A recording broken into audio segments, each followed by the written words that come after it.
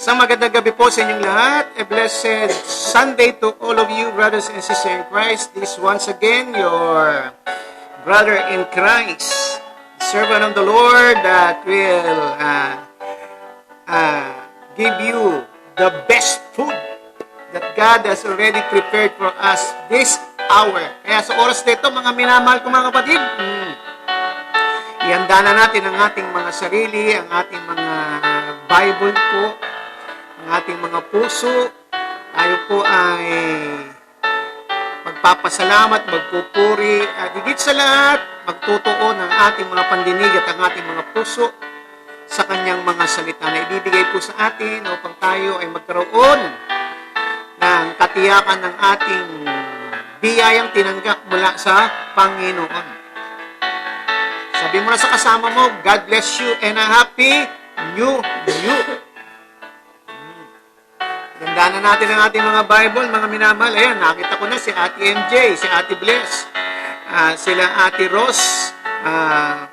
Rosie, Tagaligaw Albay, sila Ate Marites, Kuya Nonoy, Ate Neneng, Ate Annalisa, sila Ate Marisa, ang mga Vergara family, at sila po ay naghahatid ng isang mapagpalang gabi pong pagbati po sa inyong lahat. Ang aking nanay na maganda, si Nanay Bisi at Nanay Glo, si Sister Mary Ann, kasama na rin po natin ang aking beautiful wife na si Mami Prime.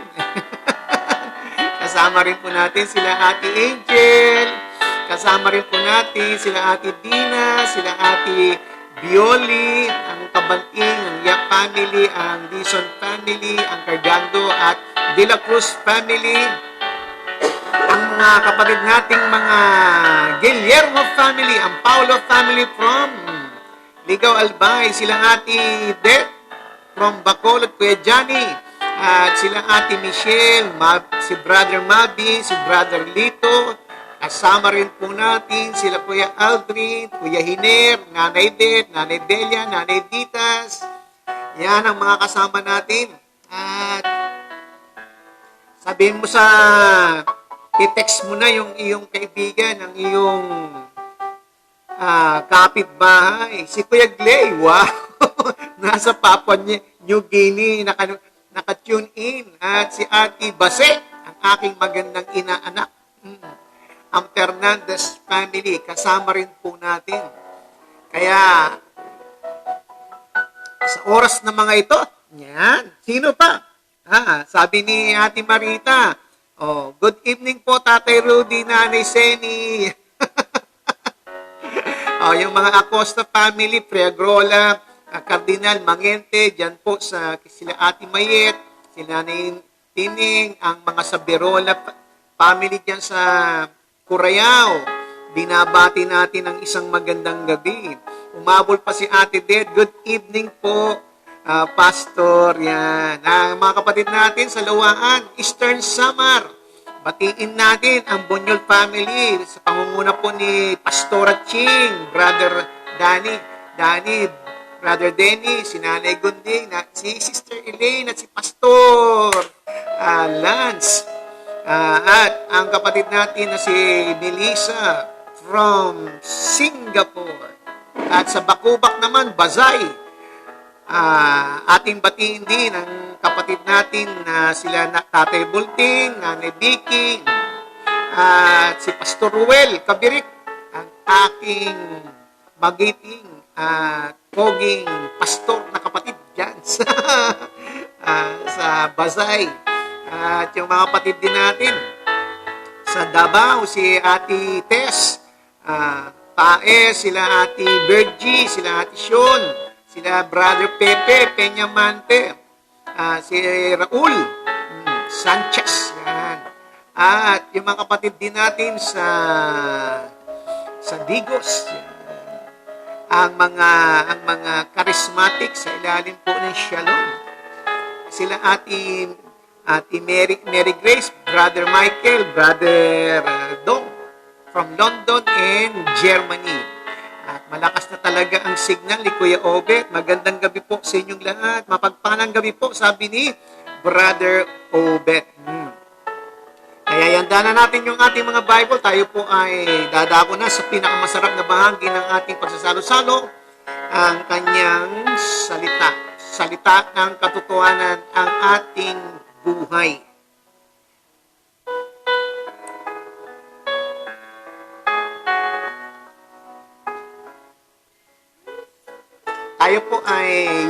Tayo po ay manalangin, Ama naming Diyos na dakila. Muli kaming pinagpala na nakakaharap po kami sa iyong presensya. Nagpapasalamat sa iyong kabutihan, sa iyong pag-iingat po sa amin sa buong maghapong ito.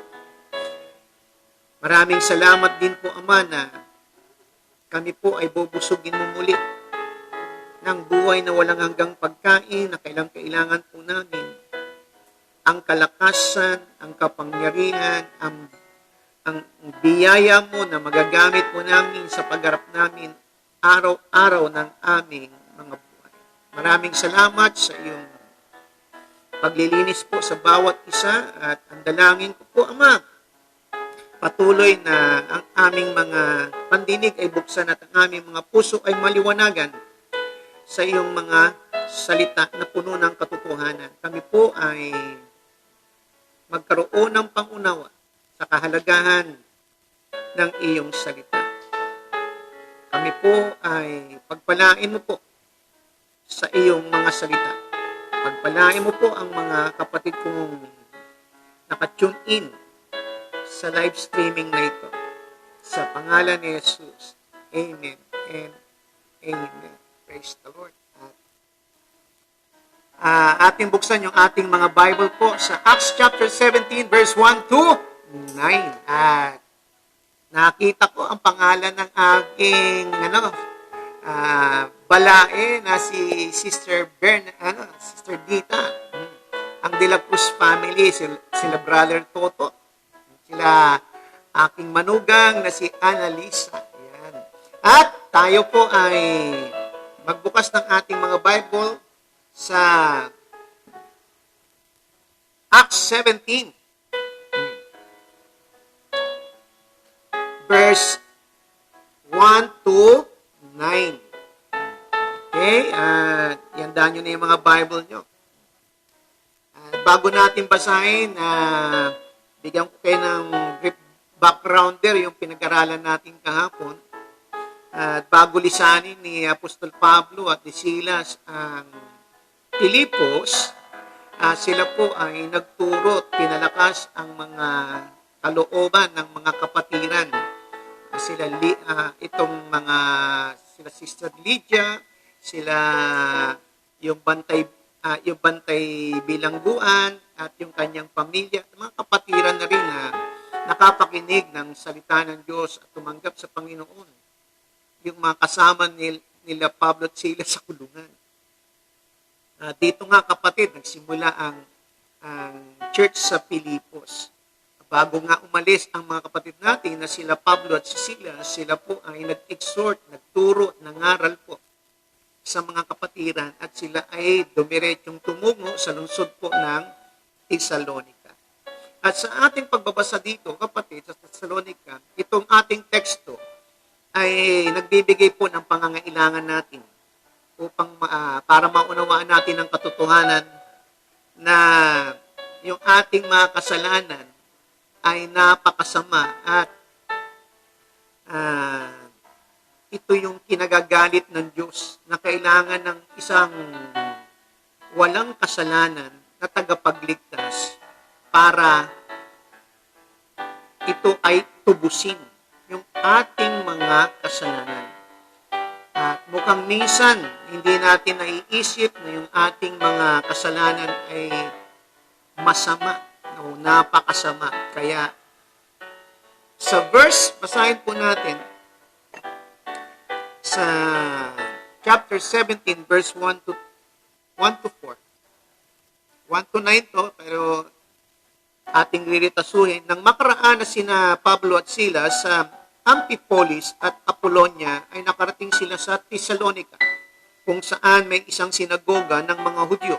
At si Pablo ay pumasok ayon sa kanyang kaugalian at sa loob ng 3 Sabat ay nangatwiran sa kanila mula sa mga kasulatan na ipinaliwanag at pinatutunayan na kailangang magdusa ang Kristo at muling mabuhay mula sa mga patay. At sinabi ni Pablo, itong Jesus na aking ipinangangaral sa inyo ay siyang Kristo. Verse 4, naikayat ang ilan sa kanila at sumama kina Pablo at kay Silas, gayon din ang napakaraming mga Gregong masisipag sa kabanalan at hindi kakaunting mga pangunahing mga babae. At pamamagatan po natin, mga minamahal ko mga kapatid, itong ating pagsasalusaluan, the paradox of a dead Savior. At ang ating paksa o tema ng ating pag-uusapan ay upang ating malaman na napakahalaga na at kailangan din, kapatid, na ang Mesiyas, ang Kristo, ay magdusa at mamatay at muling mabuhay mula sa mga patay. Dito, kapatid, sa pinag-aralan natin,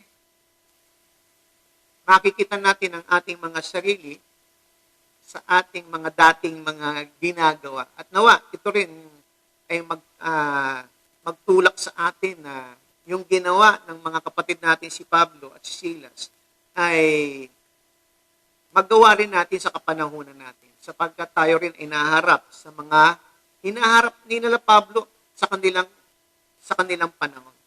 Ang kanilang panahon sa ating panahon sa kasalukuyan ay hindi na iba. Tayo rin ay naharap sa ganitong mga instansya sa pagbabahagi natin ng mabuting balita. Sinasabi po, kapatid, na sa verse 3 and 4, na ipinapaliwanag at pinatutunayan ni Apostol Pablo na kailangan magdusa ang Kristo at muling mabuhay mula sa mga patay. At sabi niya, itong Jesus na aking ipinangangaral sa inyo ay siyang Kristo. At verse 4, nahikayat ang ilan sa kanila na sumama kay Pablo at Silas. Dapat natin malaman, mga minamahal nating kapatid, dito may tinutukoy si Apostol Pablo sa harapan ng mga Hudyong ito. Nakaugalian niya, kapatid, na bago siya ang mangaral, titingnan niya muna kung mayroong sinagoga doon sa kanyang pupuntahan. At ito yung kanyang kaugalian, napapasok muna siya doon at doon siya magsisimula para mangaral, ibahagi ang Panginoong Kristo.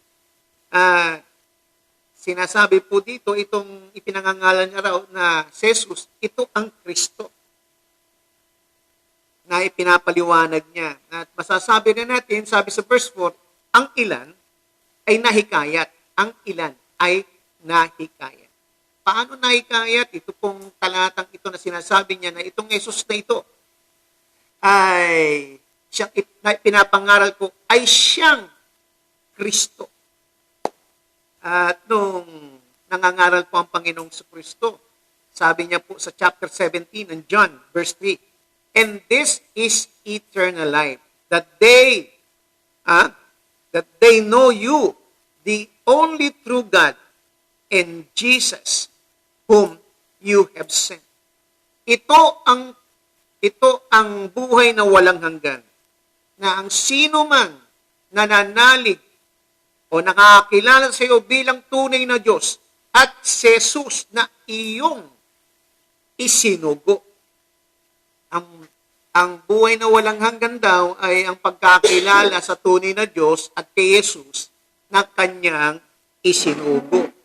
Dapat malaman natin, kapatid, na ang tunay na Diyos, malalaman natin na ang tunay na Diyos ay sa pamamagitan ng Panginoong Kristo. Kailangan nating malaman ang tunay na Diyos, na yung tunay na Diyos na ito, siya yung nagpadala ng kanyang anak na si Kristo dito sa ibabaw ng lupa bilang ransom, bilang pantubos ng marami. At sinasabi po dito sa talatang ito, sa 3 and 4, kapatid, na ang buhay na walang hanggan ay ang pagkakilala sa Diyos at pagkakilala kay Jesucristo na kanyang isinugo. Kung ang isang tao ay nag-aangkin na siya ay nasa tamang relasyon sa Diyos, ngunit hindi niya naman pinaniniwalaan at hindi niya tinatanggap na si Jesus ang isinugo ng Diyos, na si Jesus, kapatid, ang daan para makilala mo ang Diyos, na siya yung tagapagligtas, na siya yung tanging ibinigay ng Ama, na kung saan makakalapit ka sa Diyos. Kung hindi ito pinaniwala ng isang tao na nagsasabi, na umaangkin, na siya ay may tamang relasyon, siya ay makadiyos, sa gayon, ang taong ito, kapatid, ay hindi totoo at nagsisinungaling. Dahil kung siya ay makadiyos, dapat kilala niya si Jesus. Kilala niya na si Jesus, ang Kristo at tagapagligtas. Kung itong mga Hudyong ito na mga Grego na nasa Thessalonica ay para mabago itong mga Hudyo na Thessalonica na kanyang pinangangaralan na sinasabi niya si Kristo, na si Jesus na kanyang pinapangaral ay ang Kristo, ay para mabago, ay kailangan merong dapat isang bagay na mabago sa kanila.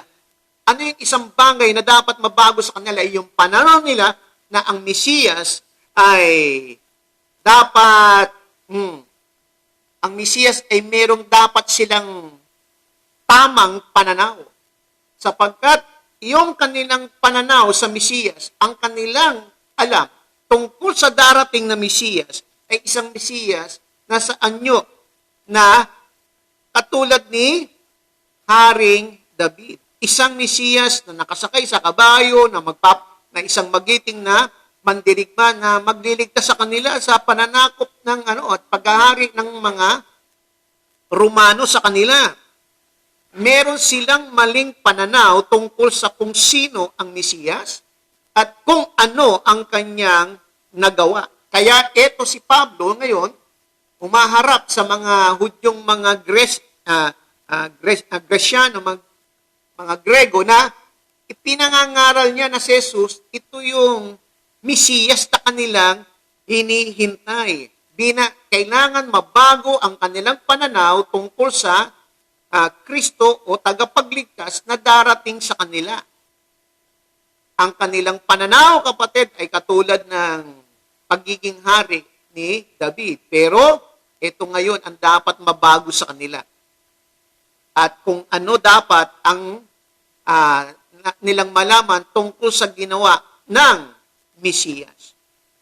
Dito po sa verse 1 to 4, kapatid, ating mapag-aaralan, kapatid, kung saan man mapunta si Apostol Pablo, lagi siyang nagsisimula muli sa sinagoga. At ito yung kaugalian niya, sapagkat doon nga sa sinagoga, may katiyakan na merong mga naniniwala sa Diyos doon ng mga Hudyo. At doon siya magsisimula. At itong mga naniniwalang mga Hudyong ito ay merong mga binabasa. At ang kanilang paniniwala ay base rin sa banal na kasulatan na sa ating kapanahunan ay tinatawag nating Bible. Kaya si Apostol Pablo, kapatid, ay pumasok dito sa sinagoga at dito ang nakiupot. Siya po ay naghihintay ng kanyang pagkakataon upang maituro niya ang katotohanan sa gitna ng mga Hudyong Gregong ito. Kaya nung siya ay binigyan ng pagkakataon, yung kanilang binabasa at pinaniniwalaan mula sa banal na kasulatan, dito siya, kapatid, humugot o kumuha ng pundasyon ng kanyang ipangangaral. Dito, kapatid, ito rin ang kanyang ginawa dito sa ibang sinagoga. Dito, ginawa niya rin itong prosesong ito na ang pagkukunan ng kanyang pundasyon ng pangangaral ay doon sa banal na kasulatan na pinaniniwalaan din itong mga Hudyong ito. At yung kanyang ipinangangaral dito sa 3 and 4 na sinasabi niya, kapatid. He was explaining, proving sa kanila na itong kanyang ipinangangaral na si Jesus ay siyang Kristo. At eto ngayon, kapatid, itong katuruan na to, ito mula ito sa kanilang Bible, sa kanilang banal na kasulatan, dito niya hinugot itong kanyang preaching. At itinuro niya na yung nilalaman ng kanilang binabasa ay patungkol kay Jesus. Yung kanilang nilalaman ng kanilang banal na kasulatan ay tumutungkol sa Mesiyas, ay tumutukoy kay Jesus. At ito hindi nila matanggap to, kapatid. Ano yung katuruan na sinasabi ni Pablo dito na hindi nila matanggap na ang katuruan na ang kanyang katuruan ay ang katotohanan na itong Mesiyas na ito ay kailangang mamatay. Kailangang magdusat, mamatay, at muling mabuhay mula sa mga patay. At itong katuruan na to ay napakahirap nilang tanggapin. Ito'y sinasabi ko, kapatid, na pananaw nila sa Mesiyas na kailangan mabago. At nung sinabi nga ito ni Apostol Pablo na ang Mesiyas, na iba sa pananaw nila sa Mesiyas na kanilang pinaniniwalaan, na kailangan magdusa o mamatay at muling mabuhay, ay hindi matanggap ng kanilang mga isipan. At sa kanilang mga kaisipan, na pag itong Mesiyas na ito ay namatay, ay pinatutunay na gayon na hindi siya ang Mesiyas sapagkat siya ay namatay. Yun ang kanilang ideya na pananaw sa Mesiyas. Ito naman ang eksaktong kabaliktaran ng itinuturo ni Apostol Pablo na ang Mesiyas na hinihintay nila ay kailangang mamatay at kailangan muling mabuhay. Kabalintunaan, kabaliktaran ng kanilang maling pananaw. At ngayon itinatama yung kanilang pananaw, kabaliktaran ng itinuturo naman ni Apostol Pablo. Ngayon, kapatid, sabi nga ng verse 4, nahimok niya ang ilan. Naniwala ang ilan. Ang paghimok sa isang tao na naniniwala, kapatid, sa isang bagay sa buong buhay niya at sabihin sa kanila na ang isang bagay sabihin sa kanila na yung kanilang pinaniniwalaan at mali at magbigay ng isang bagay na sasabihin ito yung tama ay hindi madaling gawin, hindi madaling paniwalaan. At yan po, yung sinasabi ko ay karanasan din po natin. Kahit ako, kapatid, sa edad kong nakakilala lang ako sa biyaya ng Panginoon. Nung ako'y edad ng 40, ilang beses akong hinarap ng mga pastor na iginigit nila itong aral na ito, itong katuruan na ito. Ngunit ako rin, kapatid, ay katulad din ng mga Hudyong Gresyong ito na pinuntahan ni Apostol Pablo dito sa lugar sa lungsod ng Tesalonica na ang pananaw tungkol sa Mesiyas ay mali. At nung ibinigay sa kanila yung tamang pananaw tungkol sa Mesiyas, hindi nila tinanggap ito, ay hindi madaling paniwalaan. Hindi madaling kapatid na gawin ito. Kaya dito, ano ba ang ginawa? Para napakalaga, kapatid, na paano nahimok ni Pablo ang iba para maniwala, mabago yung kanilang maling pananaw sa tungkol sa Kristo at tanggapin ang tamang pananaw tungkol kay Jesus o tungkol kay Kristo, na itong Kristong ito na matagal nilang hinintay ay dumating na at ito ay si Jesus na kailangang magdusa, mamatay at muling mabuhay. Ngayon, kapatid, tingnan natin kung paano yung ginawa ni Pablo na paghihimok dito sa ilan, sa kanyang pangangaral. Unang ginawa niya, kapatid, sa verse 3, sabi po ay siya po ay nakipagkatuwiran. He reasoned out. Ating basahin. Sabi po ng verse 3, kapatid. Ipinaliwanag at pinatunayan na kailangan magdusa. Pinaliwanag at pinatunayan. Ibig sabihin, kapatid, nung siya pumasok doon, he reasoned with them that this Messiah, whom they are long awaiting to come, to deliver them, ay itong si Jesus na tagapagligtas. Nakipagkatwiran siya, parang question and answer. Nung siya ay nabigyan ng pagkakataon na magsalita doon, question and answer. At ang ginawa ka pa, ipreresentan niya yung lumang tipan, yung kanilang binabasang banal na kasulatan, at doon din sa lumang tipan na kanilang pinagkukunan ng kanilang paniniwala, ng kanilang aral, ito rin yung daanan na kung saan pinagugutan ni Pablo yung kanyang pangangaral at nagbanggit siya sa lumang tipan na ito ay pinagsaluan naman ng mga Hudyo at siya, question and answer portion yung nangyari. Karoon sila ng Bible study dito. Pangalawa, kapatid, sa yung sinasabing, basahin po natin sa salin po ng English, mga minamahal kong mga kapatid, para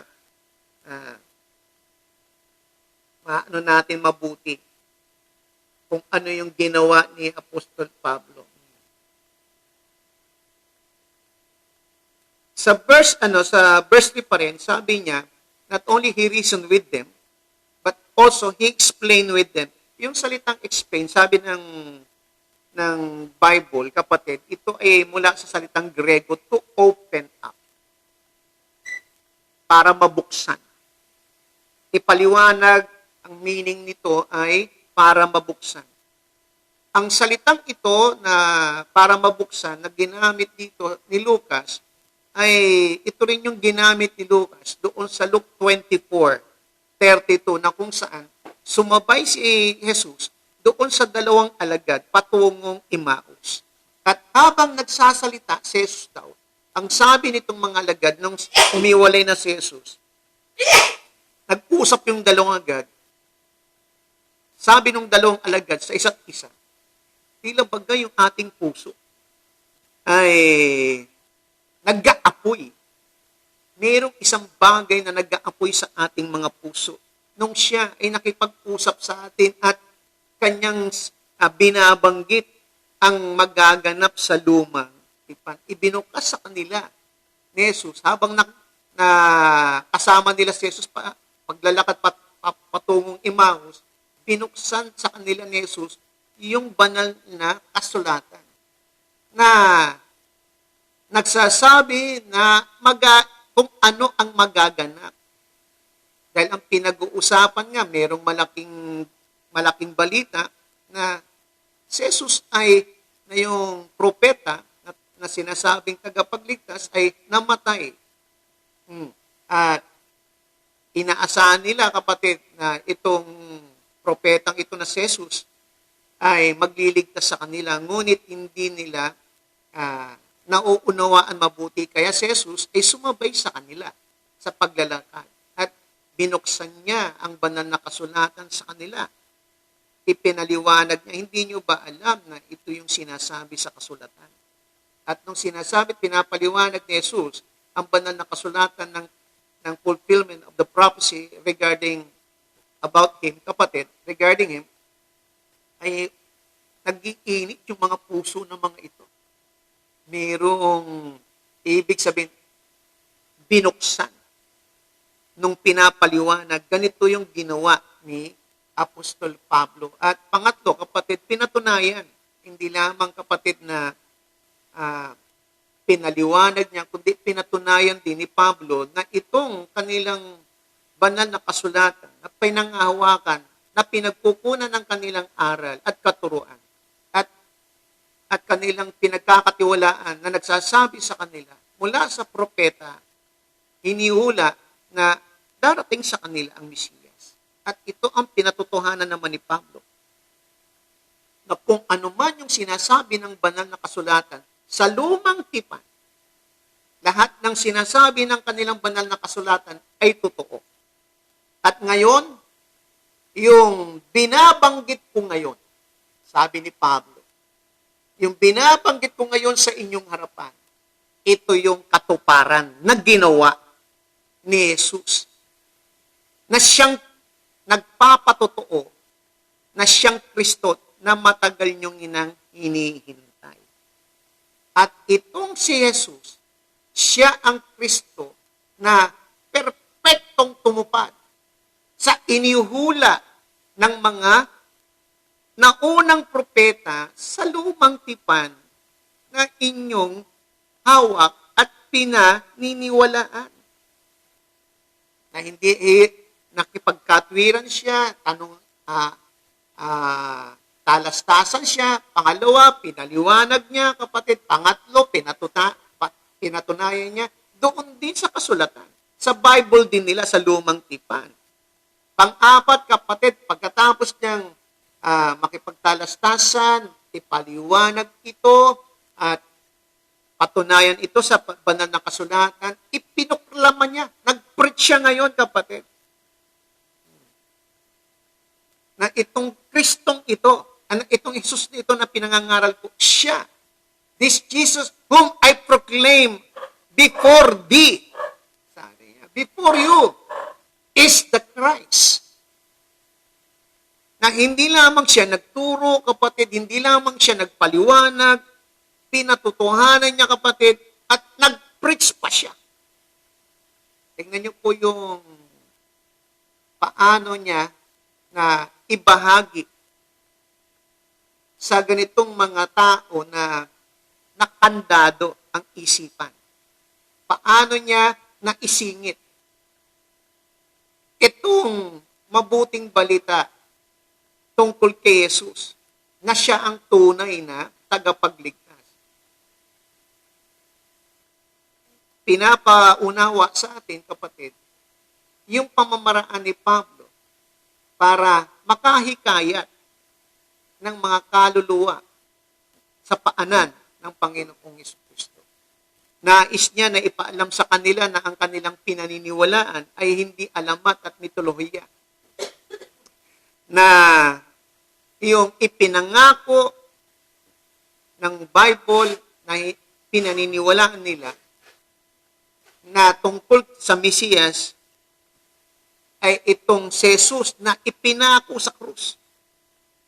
Yung ipinako sa krus na Jesus ay siyang Mesiyas. At mauunawaan nila ang kahulugan na ang isang Mesiyas ay ipinako sa krus, na isang Kristo ay pinako sa krus. Sa oras, kapatid, na maunawaan nila yung hula sa Old Testament. What he was explaining to these people, na yung karanasan niya, noon hindi niya kilala si Jesus eh. Pero alam niya ang banal na kasulatan, ang lumang tipan. Pero hindi niya kilala si Jesus. Kung ano yung tinutukoy ng lumang tipan tungkol kay Jesus, hindi niya alam. Hindi niya kilala si Jesus. Ngayon, eto na ngayon. Eto rin yung mga kababayan niya, ngunit Hudyong mga Grego, na gayon din ang kaisipan sa dati niyang kaisipan.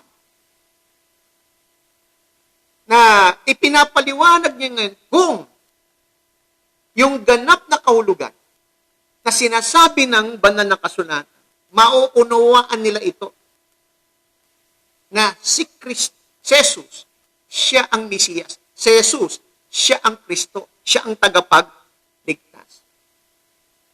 At sa oras na maunawaan nila to, kapatid, sabi ni Pablo, siya mismo, example siya.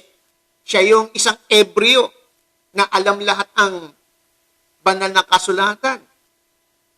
Nag-aral kay Gamaliel, isang scholar sa may DD, Doctor of Divinity, itong si Apostol Pablo. Mula pagkabata, tatay nito, Pariseo, siya, mula pagkabata, hindi na nga ito nakapaglaro eh.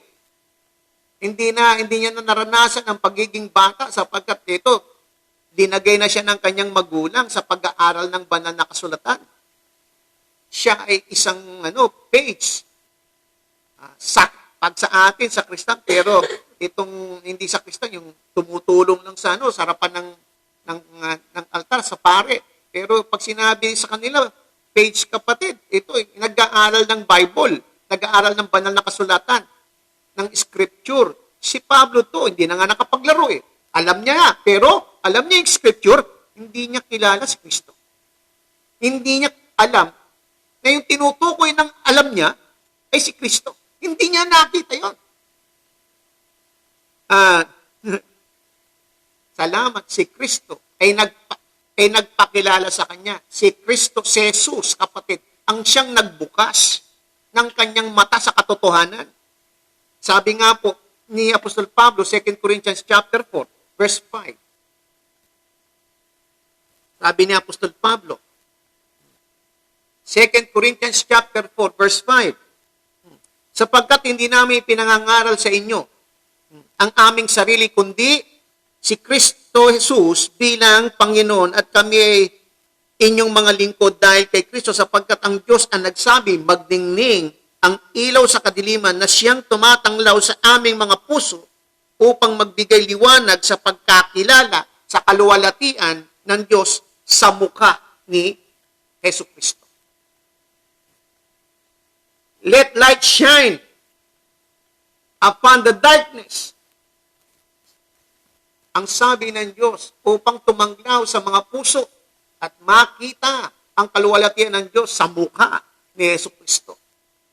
Sinasabi niya na salamat sa Diyos.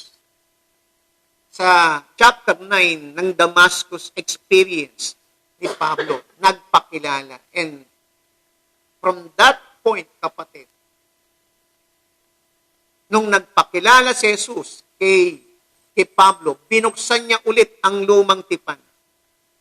Na yung dati niyang hindi makita si Kristo, nung binuksan niya nung nagpakilala sa kanya si Jesus, binuksan niya ang banal na kasulatan.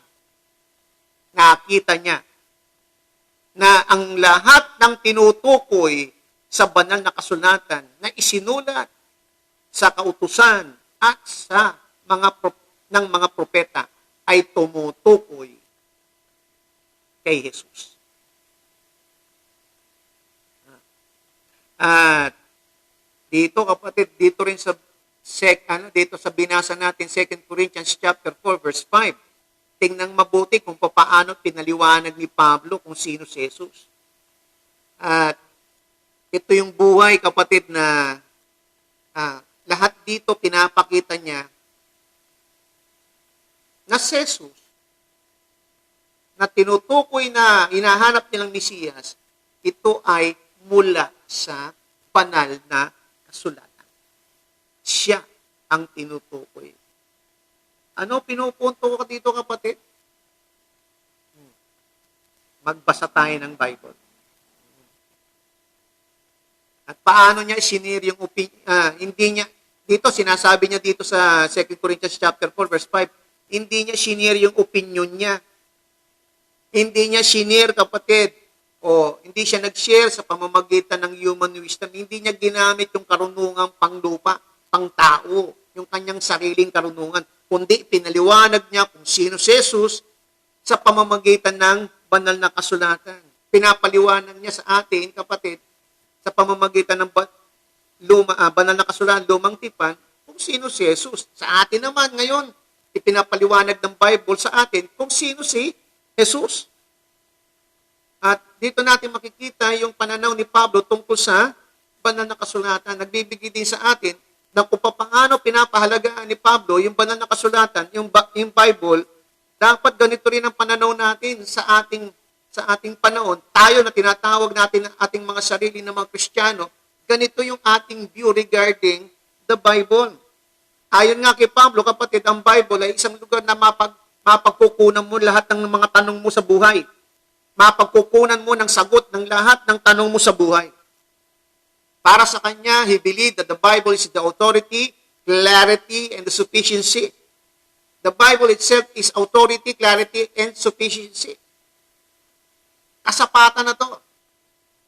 maliwanag ito. Pure dalisay ito. Kung ano yung sinasabi ng Bible, sinasabi ng Diyos. Dito nga po kapatid sa verse 5 to 9, ay makita natin dito, 3 linggo siya na bumabalik po sa sinagoga at nagtuturo na sinasabi niya, it was necessary for the Christ to suffer and die and raise from the dead. Saying that this Jesus whom I am proclaiming to you is the Christ, the promised Messiah. Sinasabi niya kapatid, that ang pinangakong tagapagligtas ay kailangang mamatay, kailangang muling mabuhay mula sa mga patay. Remember na ang pinaniniwalaan ng mga Hudyo na iba yung kanilang pananaw tungkol sa pinangakong Messiah. Dito sila nag-struggle. Yung itinuro ni Pablo, ito yung idea na hindi nila matanggap sapagkat sa kanila nakakandado na sa kanilang kaisipan na yung matagal nilang hinihintay ay darating, kapatid, sa kanila. At ililigtas sila sa kanilang kalagayang hindi maganda. Ngunit ito naman ay pinapaliwanag at pinatutunayan at tinuturot, pinipreach naman ni Apostol Pablo, kapatid, sa kanila, na itong Messiah sa kanilang matagal nang hinihintay ay kailangang magdusa, mamatay at muling mabuhay. There goes the struggle, kapatid. Sa kanila, ito yung stumbling block sa kanila. Hindi nila matanggap ito. Sabi po ng Isaiah, chapter 8, verse 14, and he will become a sanctuary, a stone of offense, a rock of stumbling block for both houses of Israel, a trap and a snare to the inhabitants of Jerusalem. Now, at ito rin naman ito yung sa lumang tipan, basahin din natin yung sinabi niya sa 1 Corinthians chapter 1 verse 22 to 25, sapagkat ang mga Hudyo ay humihingi ng tanda at ang mga Grego ay humahanap ng karunungan.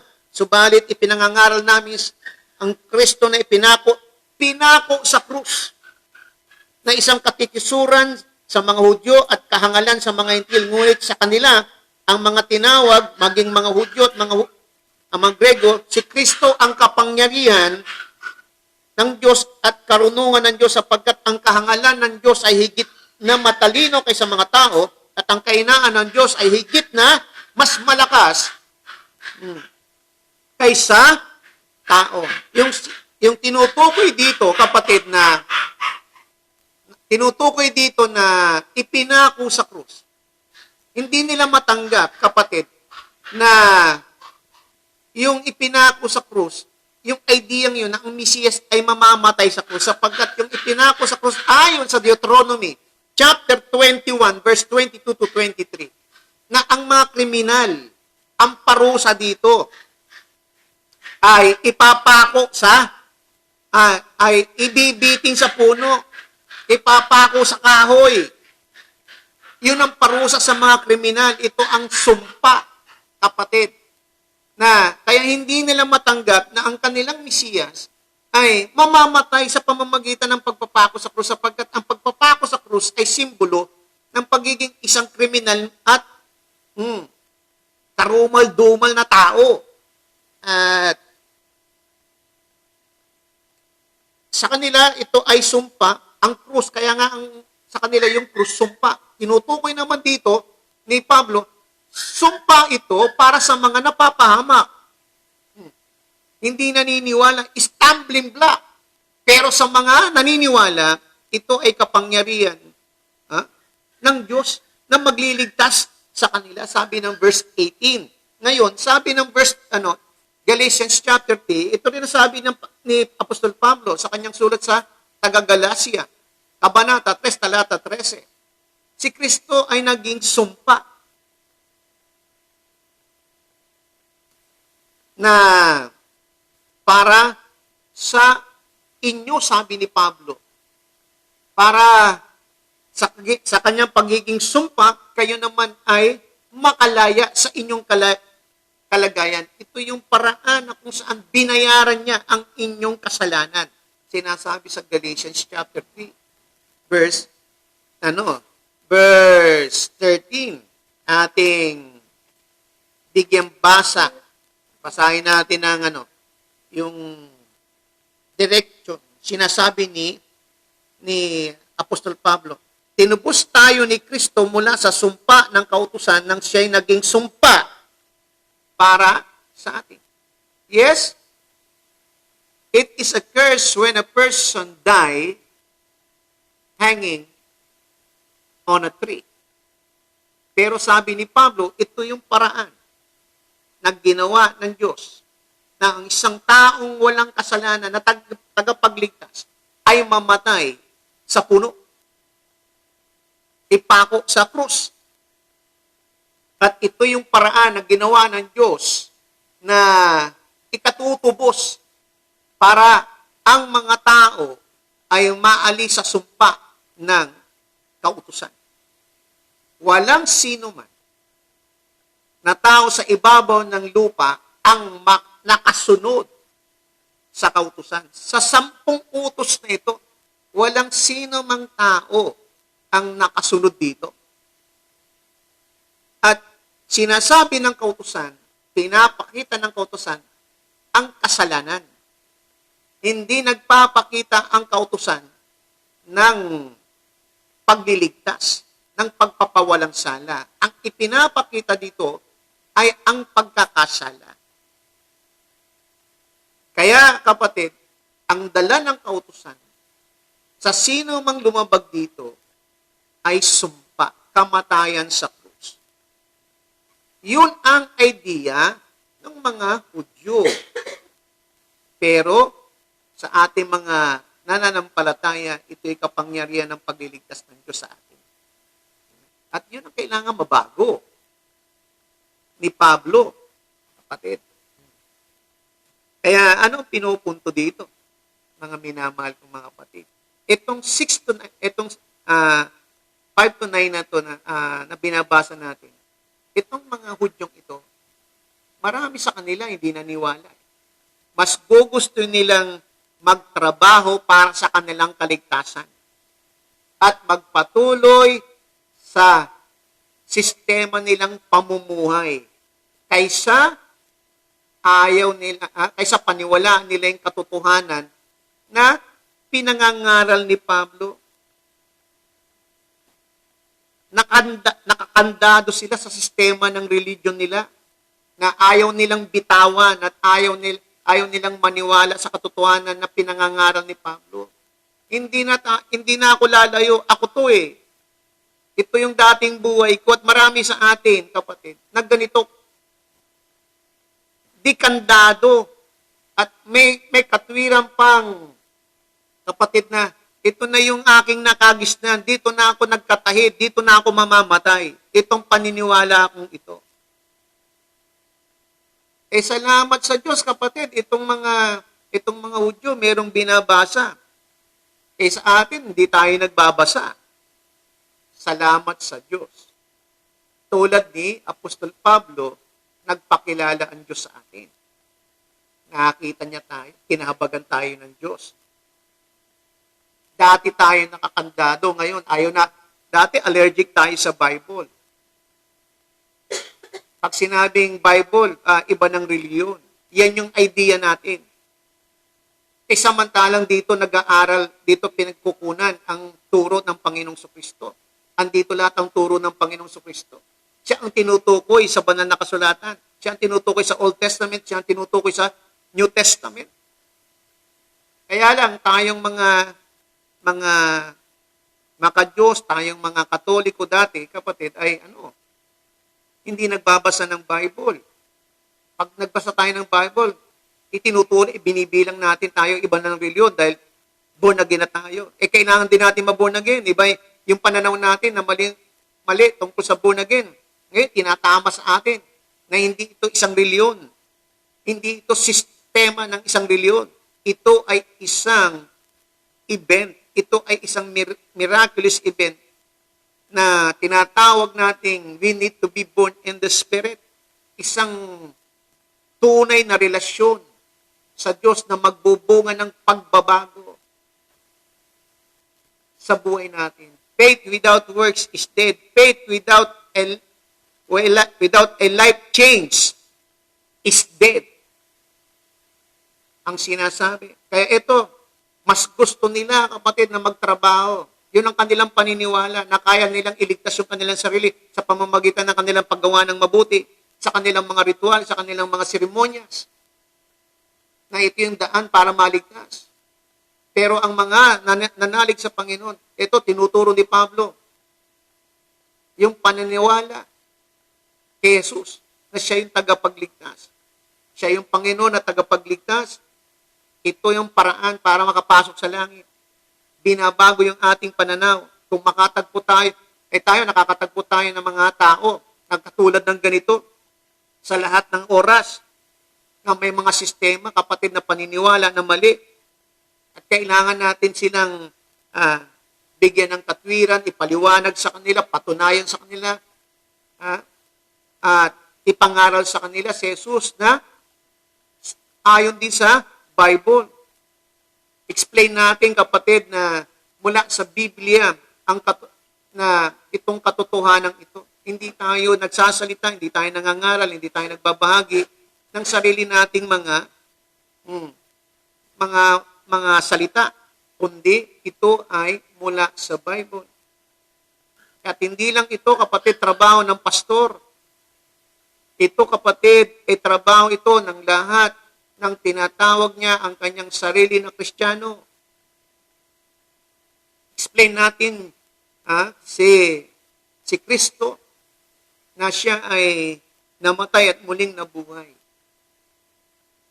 Nung hinihingian, kapatid, ng mga Hudyo itong si Jesus ng palatandaan, hindi niya ibinigay sa kanila. Ang sabi niya, ang darating lang na palatandaan sa inyo ay katulad ng palatandaan na naganap ng panahon ni Jonas. Na matapos ng 3 araw sa ilalim ng dagat sa tiyan ng isda, siya ay muling nabuhay, nangaral sa Ninive. Gayon din ang mangyayari. Kaya, kapatid, itong pangangaral na ito na kung hindi mo paniniwalaan na si Jesus ay nagdusa, namatay at muling nabuhay mula sa mga patay at ngayon ay nakaupo sa kanan ng Ama. Life eternal is at stake here. Take it or leave it. Kaya sabi ng verse 4, kapatid, ilan lang. Pero, kapatid, napakalaga. Sabihin mo ito ngayon sa iyong kaibigan. Marami, totoo, merong mga sarado. Sabi nga ng mga kapatid natin na nagsishare. Yung ibang pinagsisharean nila, sinasabi na nila ang katotohanan, hindi na sila nag-open, na binablock na sila. Pero sabi dito sa ating binasa, kapatid, we should reason out, we should explain, we should prove them, we should preach from the Bible the truth about Jesus. Then, kapatid, if we do then, we pray that some will believe. Sabi ng verse 4, may ilan ang nahimok. Amen. Kung isa ay isang kaluluwa ang nanumbalik sa Diyos, libo-libong anghel sa kalangitan ang nagdiriwang. Ano pa kaya? Isa lang. Amen. Ano pa kaya kung ang dami mong isesend yan? Pindot ka lang ng pindot. Share mo. Kung hindi mo gagawin yan, hindi mo makikita na merong mga anghel na nagdiriwang sa langit. Sumunod ka lang, gawin mo yung nararapat mo, katulad ni Pablo, kahit maraming hindi naniniwala, may ilan. Praise the Lord. Amen. Lahat tayo, sama-sama tayo. Itong ating ito yung paradox of a dead Savior. Hindi mo unawaan ito ng mga Hudyo. And I counter this kind of experience na mahirap paniwalaan yung tagapagligtas mo mamatay. Mahirap paniwalaan yung tagapagligtas mo na bubugbog. Mahilig tayo sa Fernando po.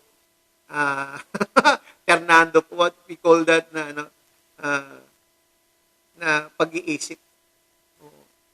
Bugbog tapos mamumugbog din. Amen. Pero ito, magandang itong binuksan tayo sa katotohanan ng Diyos. Mahirap paniwalaan. Subalit, kung hindi mo gagawin, lalong walang maniniwala. Gawin mo sa biyaya ng Diyos,